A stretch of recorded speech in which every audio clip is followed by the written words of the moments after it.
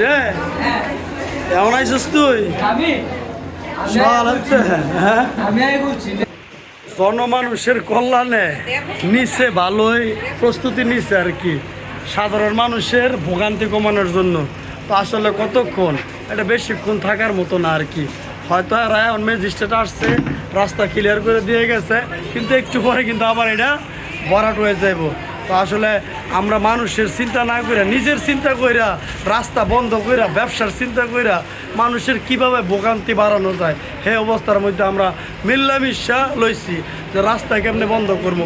হ্যাঁ, এক মহিলায় দাম করে বইরা গেছে বুঝছো, ওইটা মাথা পানি ঢালতে ঢালতে তিনজনে বই এটা ঠান্ডাই করতেছে।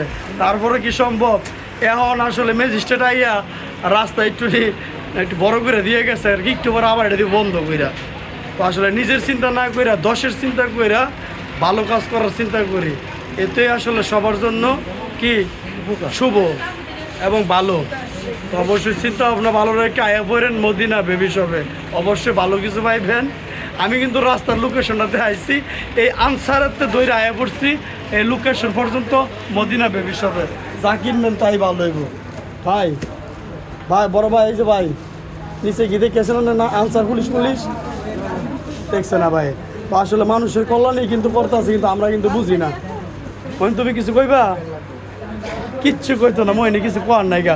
মহিনে গেলে একটাই কইব যে আপনারা আসেন মদিনা বেবি শপে, আসেন কেনাকাটা করেন, অবশ্যই ভালো জিনিস পাইবেন। নাকি এন কোনো চলতো না সলসা তৈরি, আপনি যেই টাকার পণ্য চাইবেন ওই পরিমাণে আমরা পণ্য দেওয়ার চেষ্টা করব। নাকি আসলে দাম আমরা সবসময় নিয়ন্ত্রণ রাখার চেষ্টা করি।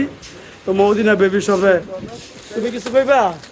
না ভাই, এখন বলতে চাই না। এখন বলতে চাই না, সে কাস্টমার নিয়ে ব্যস্ত আছে। পুরা ফিল আপ হওয়ার দরকার নেই, এই যে পুরা ফিল আপ হয়েছে গা। মহিন, তুমি কি করো, কাস্টমারের সেবায় সবসময় নিয়োজিত থাকবে, ঠিক আছে? মদিনা বেবি শপ, হ্যাঁ সবই লইতেছি।